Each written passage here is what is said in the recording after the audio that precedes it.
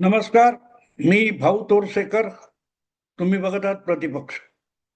मित्रांनो, मी आज राजकारणाच्या पलीकडे थोडं वैयक्तिक बोलणार आहे. आणि वैयक्तिक अशासाठी की या वैयक्तिक नात्यातल्या संबंधातल्या गोष्टी आहेत. आपलं एखादं जवळचं कोणी जातं तेव्हा ज्या यातना वेदना असतात त्या प्रत्येक वेळेला व्यक्त करता येतात असं नाही. आणि व्यक्त करताना देखील आजच्या एकूण जो काही समाज आहे त्यामध्ये जाम गोंधळ उडतो. माझ्या आयुष्यात 2 महिन्यामध्ये असे 2 वेगळे अनुभव आले. 2 महिन्यापूर्वी माझी मैत्रीण शोभा घुले 2 वर्षांनी माझ्यापेक्षा मोठी होती, ती गेली. आणि मैत्रीण म्हणणं म्हणजे तसं म्हटलं तर फक्त 2-2.5 वर्षाचा परिचय होता. ती बॅरिस्टर होती, ऑस्ट्रेलियात जाऊन स्थायिक झालेली, आता वय वाढल्यानंतर परत पुण्यात येऊन स्थायिक झालेली आणि युट्यूबवर मला फॉलो करणारी. तिची मैत्रीण होती म्हणजे आहे नेत्रा भालेराव. नेत्रा भालेरावमुळे शोभा घुलेला प्रत्यक्ष भेटण्याचा प्रसंग आला. 2-2.5 वर्षापूर्वी सोलापूरला माझं व्याख्यान होतं. विषय होता कायदा व्यवस्था आणि लोकशाही. तर तिचं म्हणणं असं शोभाचं होतं की मला समोर बसून तुमचं व्याख्यान ऐकायचंय आणि हा विषय तर माझा आवडीचा आहे, कायदा. म्हटलं हरकत नाही. मग मी पुण्याला गेलो होतो आणि पुण्याला या दोघींना बरोबर घेऊन मी सोलापूरला गेलो. आदल्या दिवशी आम्ही त्या हॉटेलमध्ये उतरलो होतो. मग सकाळी या दोघी लवकर उठून कुठच्या देवळात वगैरे काय काय गेल्या माहित नाही. मी माझ्या सवयीनुसार उशिरा उठलो होतो. पण तिथे एका सिद्धराम पाटील नावाच्या माझ्या तरुण पत्रकार मित्रांमुळे एक कार्यकर्त्यांच्या मेळाव्यात त्यांनी मला मार्गदर्शन करायला बोलवलं होतं. ते उरकून मग मी व्याख्यानाच्या जागी गेलो. तिथे या दोघी आलेल्या होत्या. बॅरिस्टर म्हणून परीक्षा देणं आणि परत परदेशी ऑस्ट्रेलियामध्ये गव्हर्नमेंट लीडर म्हणून काम करणं, असं काम करणारी ही शोभा. तिचं म्हणणं होतं दुसऱ्या दिवशी आपण देवदर्शनाला जाऊ. अक्कलकोट स्वामींचा मठ आणि तुळजापूर भवानी या जायचं तिचा हट्ट होता. योगायोगाने वाघमारे म्हणून तिथले त्या काळात मला वाटते नव्हते तिथे ते, पण तिथे ते आलेले होते आपल्या गावी सोलापूरला. आणि प्रांताधिकारी किंवा डेप्युटी कलेक्टर म्हणून काम केलेले वाघमारे अगत्याने माझ्या व्याख्यानाला आले होते. आणि ते म्हणाले मीच तुम्हाला उद्या घेऊन जातो. आणि मग त्यांनी आम्हाला तुळजापूर आणि अक्कलकोट वगैरे फिरवलं. या दोघी खुश झाल्या. मी तसा देवधर्म फार न करणारा माणूस आहे, पण या दोघींच्या हट्टाखातर आम्ही गेलो होतो. तोपर्यंत मला शोभा फक्त बोलून माहिती होती. त्या तुळजाभवानीच्या मंदिरामध्ये आम्ही जवळजवळ 100 पायऱ्या, त्या जुना काळातल्या दगडाच्या पायऱ्या उतरून आत ते दर्शन वगैरे केलं. आणि परत येताना त्या पायऱ्या चढताना मलाही धाप लागली होती, तिलाही धाप लागली होती. तुलनेने आमच्या नेत्रा पुढे निघून गेली आणि शोभाला धाप लागलेली मी बघत होतो आणि मी तिला हाताला धरून त्या पायऱ्या चढवून आणलं. आणि जेव्हा आम्ही वर सपाटीवर आलो, जिथे वाहतूक किंवा गाड्या दुकानं वगैरे होती, तिथे मला तिने सांगितलं आणि नेत्राकडून कळलं की शोभाच्या 3 ओपन हार्ट सर्जरी झालेल्या आहेत. माझं डोकं सटकलं मित्रा. मी इतका भडकलो. म्हटलं कसली देवदर्शनाकडे, जिथे मेडिकल इमर्जन्सी झाली तर काय करायचं. 100 पायऱ्या दगडाच्या, त्या सुद्धा 10-10 इंच जुन्या पद्धतीच्या. तुम्हाला सांगतो कमीत कमी 15-20 मिनिटं मी अक्षरशः ओरडाओरडा करत होतो. आणि शोभा ढिम्म होती. माझ्या ओरडण्याचा तिच्यावर म्हणजे असं बॅकफूटवर गेल्यासारखं ती दाखवत होती, पण तिच्यावर काडी मात्र परिणाम झालेला नव्हता.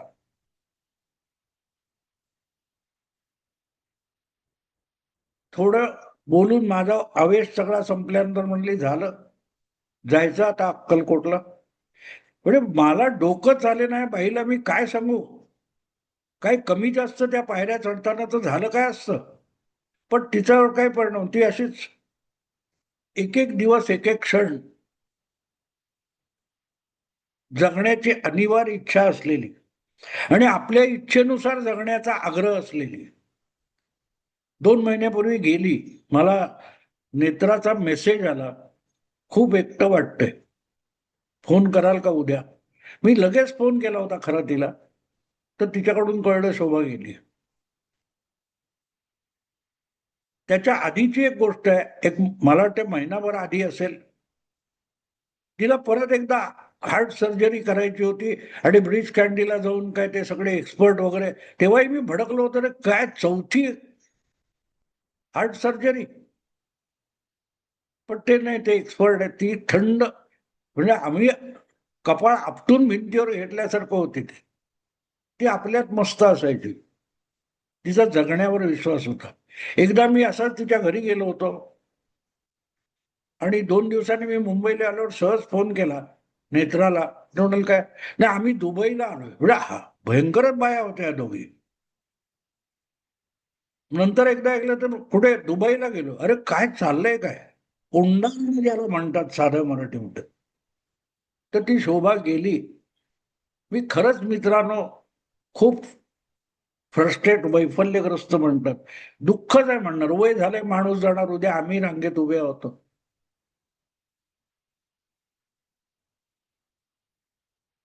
7-8 दिवसांनी तिचे आप्त परिचित आणि गोतावळा जो काय होता यांच्यासाठी त्या वाकडजवळ टिपटॉप हॉटेल आहे, तिथे एका बँकेट हॉलमध्ये गेट टुगेदर ठेवलं होतं. मलाही जायचं होतं. मला नेत्राचा फोन आला आणि नेत्राने सांगितलं की तुम्ही येणार असाल तर तुमची सोय करते म्हणून. आणि ती गीता कॅस्टेलिनो नावाची तिची मैत्रीण, ती म्हणाले ती गोरेगाव मालाडला राहते, ती तुम्हाला घेऊन येईल. म्हटलं हरकत नाही. गोरेगावहून ऐरोली पर्यंत ती आली. तिने फोन केला, मी बाहेर गेलो, तिची गाडी उभी होती, मी गेलो. आणि मित्रांनो, मला गाडीत पुढे बसायला आवडत नाही, कारण तो पट्टा लावायचा नसतो, म्हणून मी मागे बसलो. गीता गाडी चालवत होती आणि पाठी ठेवलेल्या कुबड्या बघितल्या. मला कळे नाही काय प्रकरण. आणि ती दिव्यांग ज्याला म्हणतात तशी गीता ऐरोलीहून मला टिपटॉप पुणे वाकड तिकडे घेऊन गेली, परत घरी आणून सोडलं. मित्रांनो, त्या दिवसापासून मी विचलित होतो खूप. शोभा गेली आणि गीता आली, म्हणजे शोभा गेलेली होती आणि ती सुद्धा शोभाची मैत्रीण होती. वयामधला मुली आई इतका फरक असलेल्या 2 बायका, त्याच्यात एक गेली होती आणि गीता आली होती. माणूस मनाने अपंग असतो मित्रांनो. मी मागच्या सीटवर बसलो होतो. आम्ही जेव्हा त्या टिपटॉपला उतरलो, तेव्हा एक पायरी चढणं सुद्धा त्या कोंबड्या घेऊन गीताला अशक्य होतं. म्हणून गाडी वळवून जिथे बिन पायरीचं लिफ्ट मिळेल अशा ठिकाणी आम्हाला लावावं लागलं. असे विषय माझ्या डोक्यातून जात नाहीत मित्रांनो, घर करून राहतात. बरेच दिवस त्याच्यावर काय बोलू, काहीतरी बोललो पाहिजे, आपलं मन मोकळं केलं पाहिजे असं वाटत होतं. पण मी ह्या विषयावर सवडीने स्वतंत्र बोलणार आहे, कारण या दोन्ही बाया आहेत. वयामध्ये प्रचंड फरक आहे. म्हणजे गीता मला वाटते माझ्यापेक्षा 10-12 वर्षांनी लहान असेल आणि शोभा 2 वर्षांनी मोठी होती. पण योगायोग कसा असतो बघा मित्रांनो. तिथे सगळे असे परिचित, एकमेकांचे परिचित, काही एकमेकांचे असे सगळे जमलेले होते. कुठचंही भाषण नव्हतं, काय नव्हतं. शोभाचा फोटो होता, त्याला हार घालायचा किंवा फुलं ठेवायची काहीतरी व्यवस्था होती. कोणाचंही भाषण झालं नाही. आम्ही एकमेकात बोललो, आपले आपले ग्रुप करून बोललो. ग्रुपमध्ये एकमेकाच्या ओळखी करून देण्यात आल्या. पण ज्याला शोककळा म्हणतात ना, तो तिथे नव्हता. एक प्रकारे ती शोकसभा होती, पण तिथे दुःख व्यक्त करणारं कोणीही बोललं नाही, काहीही बोललं नाही. दुःख व्यक्त करणारं काहीही नव्हतं. शोभाच्या गोतावड्यातले सगळे भेटले आणि शोभाविषयी एकमेकांशी बोलले. अर्थात मी परत ती गेली असली तरी तिच्या नावाने बोटं मोडली. ती ही बेताल होती, बेशिस्त होती, वगैरे वगैरे वगैरे. पण ऐकणाऱ्यांनाही माझा स्वभाव माहिती आहे, त्यामुळे चालून गेलं. परत तिथून आणून गीता मला ऐरोलीला सोडून गेली. त्यानंतर ती गीता डोक्यात घुसली. मला पहिल्यांदा मित्रांनो आपले सगळे पाय हातपाय धडधाकट आहेत ह्याची लाज वाटली. मी सगळे हातपाय धडधाकट असलेला मागे बसलो होतो आणि दोन्ही पाय निकामी असलेली गीता गाडी चालवत होती. मला गाडी चालवायची कधी हिंमत झाली नाही. लायसन्स वगैरे घेतलं होतं, पण म्हटलं नाही, आपलं काम नाही. आणि दोन्ही पाय निकामी असून गीता मला हायवेवरून पुण्याला घेऊन गेली. ती मिसिंग लिंक त्याच्यावरून मी पहिल्यांदा गेलो आणि आलो. जगणं म्हणजे काय असतं माहिती का? त्या दोन बायांनी मला सांगितलं. तिला चौथी हार्ट सर्जरी करायची होती आणि ही पुण्यापर्यंत गाडी, आणि मला ऐकून नका बसला, ती परत बारामतीमध्ये कुठल्या तरी मोठ्या संस्थेमध्ये काम करते. ती मुंबईहून बारामतीला जाऊन दर आठवड्याला येते गाडी घेऊन आपली आपली. मित्रांनो, मी गीतामुळे स्वतःला अपंग मानायला लागलो. माणूस जगतो ना, तो मनाने जगतो, इच्छाशक्तीने जगतो, वेदनेचं भांडवल करत नाही, आपल्या असुविधांचं भांडवल करत नाही ना, तो माणूस असतो. गीताने मला ते शिकवलं. आणि ती थंड शोभा, अजब माणसं आहे ती. हा एक प्रसंग होता की ज्यामध्ये शोकसभा म्हणून गेलो, पण शोकाचा एकही शब्द कानावर पडला नाही. आणि दुसरी काल परवाची गोष्ट आहे, शनिवारची. चंद्रशेखर कुलकर्णी, माझा तरुण मित्र म्हणण्यापेक्षा फोन मित्र म्हटलेलं योग्य होईल. तोही पत्रकार, मीही पत्रकार. माझ्यापेक्षा जवळजवळ मला वाटतं 19-20 वर्षांनी लहान तो. जाण्याचं तर वय नव्हतं, पण शेवटी मानवी देहात आपण असतो आणि त्या देहावाला आपण कितीही पळवत वाकवत असलो तरी त्याच्या पुढे आपल्या मनाने आपल्याला शरण जावं लागतं. तो कुठल्या आजाराने रुग्णशय्यावर होता मला माहित नाही, आणि त्याने मला कळूही दिलं नाही. ह्याचं कारण मी त्याला समोर भेटलो नाही. 89 मध्ये जांभूळपाड्याला पूर आला होता, तेव्हा माझे परिचित तिथे होते म्हणून मी भेटायला गेलो होतो. आणि हा महाराष्ट्राचा रिपोर्टर, अत्यंत तरुण रिपोर्टर म्हणून आलेला होता. तिथे आमची जी भेट झाली ती पहिली आणि शेवटची भेट होती. पण अलीकडल्या 15-20 वर्षामध्ये माझा उलट तपासणी, जागता पहारा ब्लॉग, किंवा पुढल्या काळात हे आता जे युट्यूबचं जग आलेलं आहे याच्यामध्ये प्रतिपक्ष वगैरे जे माझे व्हिडिओ असतात याच्यावरून संपर्क साधून त्यातले विषय, त्याला काय बरोबर आहे की ते कसं सुचलं ते हेडिंग, याच्यावरून तो भडा भडा भडा बोलायचा, मला फोन करायचा. मध्ये 4-5 महिने त्याचा फोन आला नव्हता. मी कधी फोन केला असं नाही, क्वचित केला असेल, पण मी केला असं म्हणणार नाही. एखाद दुसऱ्या वेळेला केला असेल.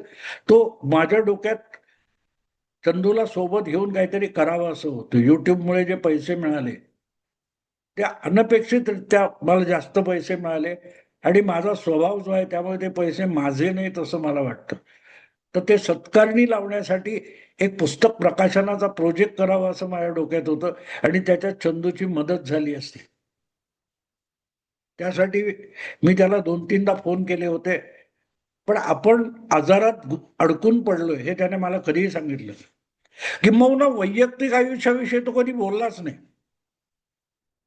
आणि त्यामुळे त्याच्या निमित्ताने जी शोकसभा किंवा तसं भेटणं शनिवारी आयोजित केलं होतं, तिथे त्याच्या प्रत्यक्ष सहवासात नसलेला कदाचित मी एकमेव माणूस होतो.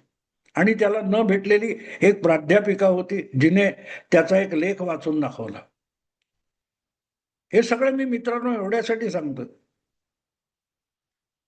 की आयुष्याकडे कसं बघावं ही सांगणारी माणसं तुम्हाला भेटणं ही आयुष्यातली सगळ्यात मोठी श्रीमंती असते, सगळ्यात मोठी. म्हणजे जो माणूस आपण आजारी आहोत, मला मध्यंतर एक 8-10 महिन्यापूर्वीची गोष्ट असेल, चंदूचा फोन आला तेव्हा त्याला म्हटलं का बरेच दिवसांनी, नाही मध्ये आजारी होतो, एक ऑपरेशन झालं. कसलं? नाही नाही, ते काय फार महत्वाचं नाही. असं जेव्हा समोरचा उत्तर देतो तेव्हा आपण म्हणू ठीक आहे बा, बारीक सारीक काहीतरी असेल.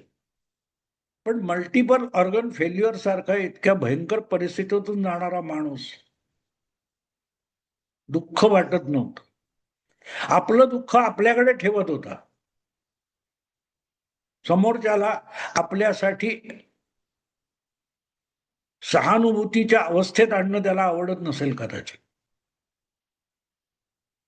आणि म्हणून मला तिथेही गेलो, दादरला ब्राह्मण सेवा मंडळाच्या त्या हॉलमध्ये सगळ्यात शेवटी त्याच्याबरोबर काम केलेले परिचित मित्र, शाळेपासून ते वगैरे वगैरे सगळ्यांनी प्रत्येकाने 5-5, 7-7 मिनिटं भाषणं केली.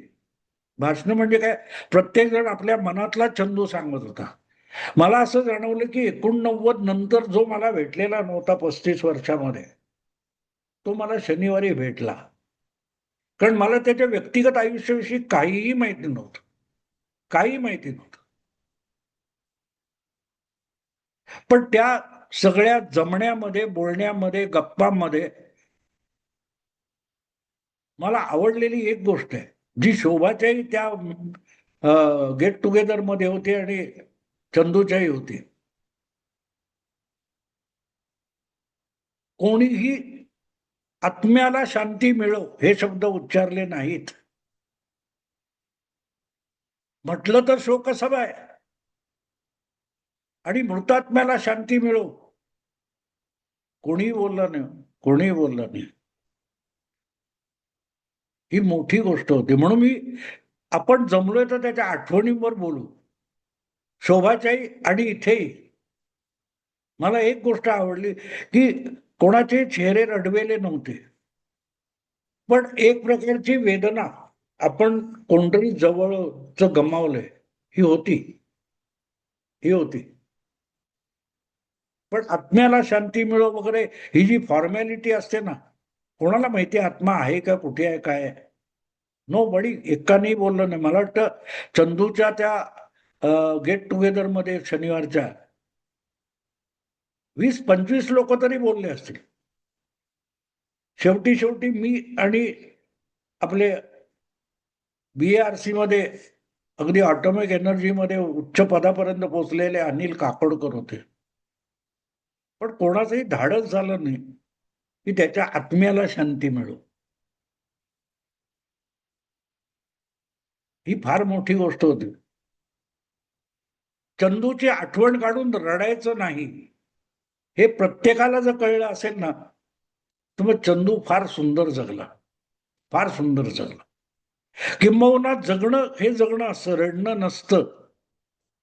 हे त्याने आपल्या सहवासातून, बोलण्यातून, संपर्कातून पटवल्याचा तो परिणाम असावा की कोणाचंही धाडस झालं नाही आत्म्याला शांती मिळो अशी फॉर्मॅलिटी करायचं किंवा सहानुभूती दाखवण्याचं. नो मित्रांनो, म्हणून या विषयाचं मी शीर्षक दिलंय आनंददायी शोकसभा. त्याच्या आठवणी मग शोभाच्या असतील किंवा चंदूच्या असतील, चंदू कुलकर्णी, ह्या आपण जपलेल्या असतात. आणि त्या माणसाने जर आनंद दिलाय तर आता त्याची आठवण काढून दुःख व्यक्त करणं हे त्याला आवडलं असतं का? शोभाला आवडेल का? नाही. शोभाला ओरडाआरडा करणाराच भाऊ आवडायचा. म्हणजे ओरडाआरडा चालू आणि ती म्हणायची, अहो तुम्ही समोसा खाल्ला नाही. मग शोभाचा राग आणखी एका गोष्टीसाठी, ती 2 वर्षाने माझ्यापेक्षा मोठी होती म्हणून ती पाया पडायची. म्हणलं तू का पाया पडते? नाही तुम्ही बुद्धीने मोठ्या, तो बरोबर. म्हणजे एका फॉर्मॅलिटीच्या पलीकडे जेव्हा नाती जमतात ना मित्रांनो, ती आयुष्यातली श्रीमंती असते. अशी माणसं तुम्हाला भेटणं की गीता, मी इतका बुटका वाटलो, मी इतका अपंग वाटलो गीता समोर मला. परत कधी गीताची भेट होते बघू. मला लहर आली की मी तिला फोन करणार आहे. एक दोनदा केला पण आहे, करणार आहे. पण ही माणसं जगण्याचा हेतू समजावतात असं वाटतं. चंदू गेला असेल, शोभा गेली असेल, पण त्यांच्या आठवणी अशा ठेच लागल्यासारख्या येत राहणार आणि त्यातून ते जिवंत असतात, ते जात नाही. माणूस कधीच जात नाही मित्रांनो. जसा तो त्याच्या आयुष्यात आठवणी जमा करतो ना, तसं जाता जाता आपल्याला आठवणी देऊन जातो आणि आपण मरेपर्यंत ही माणसं जात नाहीत. आणि कदाचित आपल्या डोक्यातल्या त्यांच्या आठवणी, आपल्या मेमरीतल्या, त्या जर आपण इतर कुठे डाउनलोड करून ठेवल्या ना, तर तिथे त्या जिवंत राहतात. तोपर्यंत ती व्यक्ती जात नाही. त्यामुळे मला वाटतं तोपर्यंत, आणि मी ज्यांच्याकडे माझ्या आठवणी किंवा माझ्या मत, अनुभव बोलून ठेवीन आणि डाउनलोड होतील ते, तोपर्यंत चंदू काय, शोभा काय हे जाणं अशक्य असं. मग शोकसभा कसली? शोक कसला? शोक कसला? ज्यांनी आयुष्यात आनंद निर्माण करून दिला त्यांच्यासाठी रडणं हे कधी कधी त्यांच्या आनंदावरून बोळा फिरवल्यासारखं होईल असं वाटतं. आणि म्हणून मी या दोन्हीही अनुभवांना आनंददायी शोकसभा असं नाव दिले. मित्रांनो, आवडलं लाईक करा, शेअर करा आणि प्रतिपक्षाला सबस्क्राईब करा. नमस्कार.